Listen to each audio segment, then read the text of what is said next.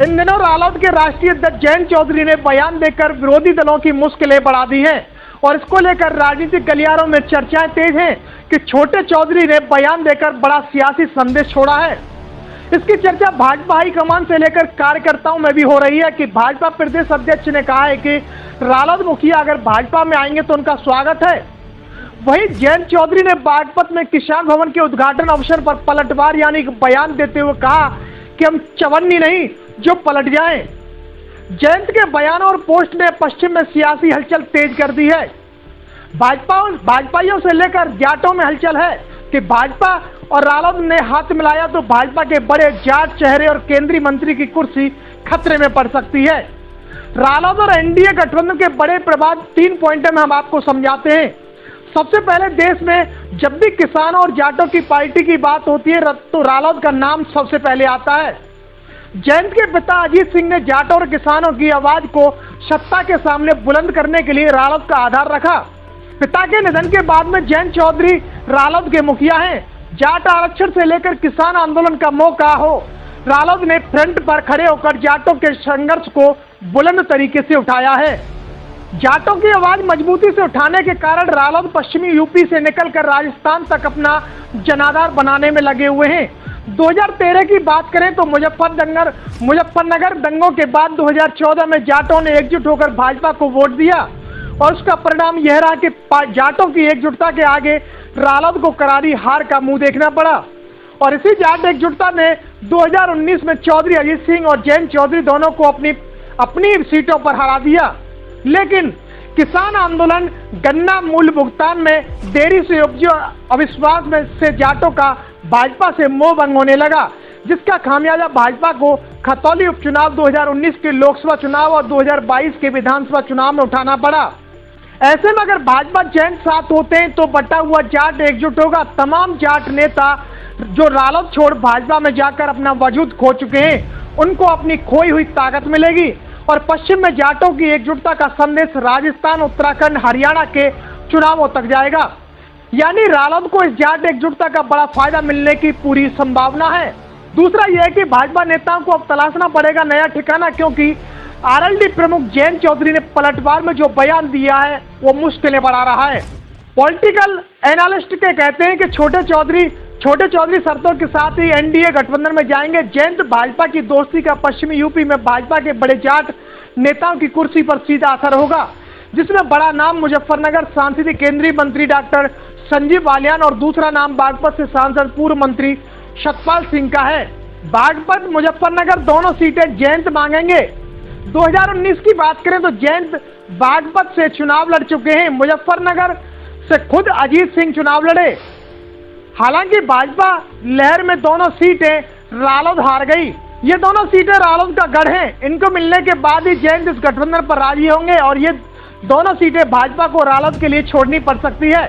ऐसे में संजीव बालियान और सतपाल सिंह को अपने लिए नया ठिकाना तलाशना पड़ेगा। भविष्य की संभावना को देखते हुए संजीव बालियान अभी से तैयारी में दमखम के साथ जुट गए हैं और बदलाव के संकेत देने के लिए तरह तरह नुक्कड़ की सभाएं लगा रहे हैं। संजीव बालियान बिजनौर सीट पर जा सकते हैं। जाट चेहरा और प्रदेश सरकार में मंत्री लक्ष्मी नारायण चौधरी पर भी इसका असर देखने को मिलेगा, जो कि इन सीटों पर जयंत जोर लगा रहे हैं। उसमें छाता, मथुरा, अलीगढ़ भी हैं। यहाँ भी भाजपा को सीटें रालोद के लिए खाली करनी पड़ेंगी। पश्चिम यूपी के जाट 2022 चुनाव में भाजपा के बड़े जाट नेता संजीव बालियान और सतपाल सिंह का विरोध करके पहले ही बड़े संकेत दे चुके हैं। तीसरे पॉइंट में हम आपको बता दें, सियासत का मजबूत गढ़ जयंत चौधरी के लिए बनने वाला है, जो कि रालोद और एनडीए की सियासी दोस्ती केंद्र की राजनीति में पश्चिमी यूपी को सत्ता के मजबूत गढ़ के रूप में स्थापित कर देगी। राजनीतिक दलों के सामने बड़ा संदेश आएगा। बता दें आपको, चाहे प्रदेश की हो या केंद्र के सियासी समर जीतने की बात हो, जनता को मिलना तय है। वेस्ट यूपी राजनीतिक दलों की बड़ी मजबूरी बन जाएगा। इसका लाभ पश्चिम यूपी की जनता को मिलना तय है।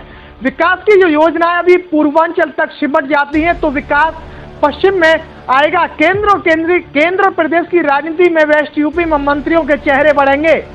जाटों के अलावा अन्य बिरादरियों को भी इसका फायदा मिलेगा। पश्चिम यूपी की 18 लोकसभा 40 से अधिक विधानसभा सीटों का कद बढ़ेगा और इसका रालोद प्रमुख जयंत चौधरी को अपनी कोई ताकत भी मिलने की संभावना है। वेस्ट यूपी की 12 ज्ञात बहुमूल्य सीटों पर रालोद की पकड़ मानी जाती है।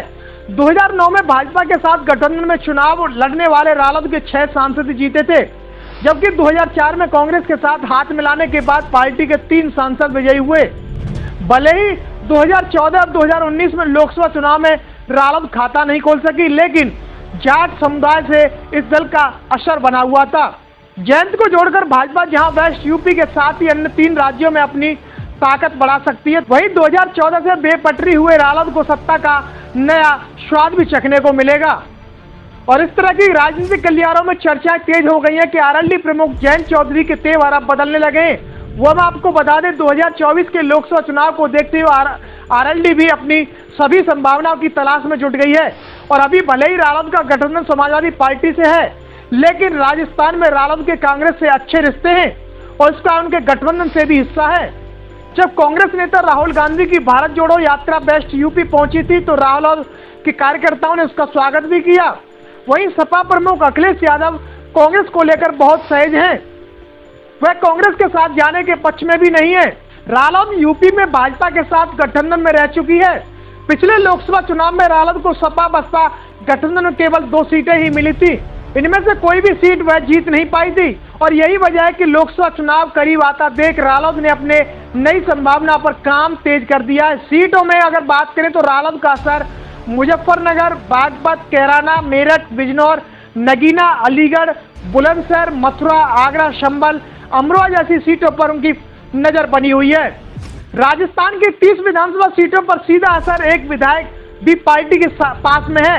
हरियाणा और पंजाब में भी जयंत चौधरी ने राजनीतिक सक्रियता तेज कर दिया। जिस तरह अंदर खाने खबर आ रही थी कि रालोद के कई जाट नेता चाहते हैं कि जयंत भाजपा में शामिल हो जाएंगे और इस वजह से सत्ता में हिस्सेदारी इसका जवाब देते हुए जयंत चौधरी बागपत में किसान भवन के उद्घाटन अवसर पर पलटवार करते हुए कहा कि चवन्नी नहीं जो पलट जाए, यानी साफ हो गया कि आरएलडी प्रमुख जयंत चौधरी भाजपा में नहीं जाएंगे।